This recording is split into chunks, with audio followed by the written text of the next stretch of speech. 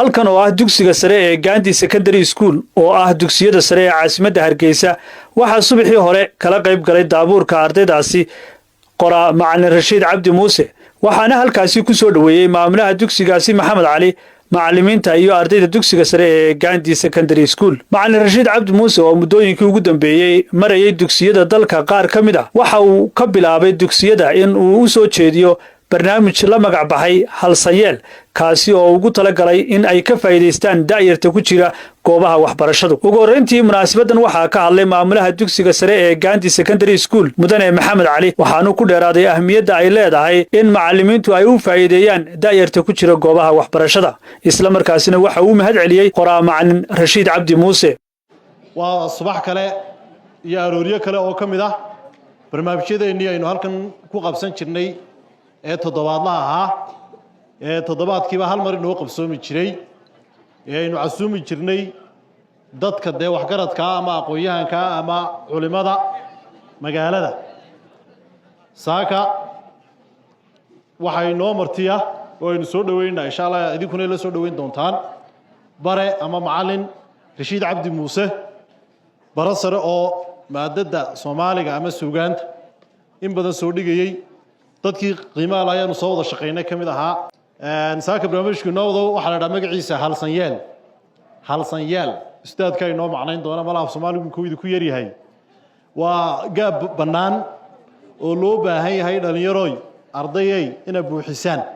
afkeena qabyo badan buu leeyahay afkeenu aad iyo aad wax u qiimo badan weey Soomaalidu waa tiraada qof walba saxaabadiisu biyo kaga dharga markaad afkaaga si fiican u barato ee aad qani ku tuumba afka kala dhigan kartaa aqoon kalena gaari kartaa macallin Rashiid Cabdi Muuse oo halkaasi ka hadlay ayaa la dardaarmay ardayda waxaanu ku dhiirigeliyay in ay dalkooda jeclaadaan isla markaasina ay ka fogaadaan dhibaatooyinka ay ka mid tahay tahriibta iyo balwadaha xunxun arday waxaanu doonaynaa in aad maanta noqoto ardaysan si aad bari u noqoto aqoonyahan suuban sahan dambana aad u noqoto aayataliye qaran waxa aynu diidaynaa inaad maanta noqoto arday seegan barina aad noqoto sagsaaga tahriiba sahan dambana aad noqoto qurba joog sooftaran habaaba waxa aynu uga dan leenahay in aynu isku baraarujino aqoonta saldhigeedu waa akhlaaqda sida lucaabta iyo jilaabta iyo witirka iyo shabaga loogu jilaabaysto ee kalluunka si sahlan loogu soo qabsado aqoontana waxa lagu kasbadaa akhlaaqda waxa maalin walba dhagaheena ku soo dhaca dhaayaheenu ay arkaan ku silica iyo saxaaraha badda ku halaagsamay haddaba maxay indhaheenu u qaban waayeen kunkaasi inta ay qabanayaan kow dirqi ku badbaaday indhaheenu maxay kunkaasi u qaban waayeen inta ay qabanayaan kow dirqi ku badbaaday waxaaynu ognahay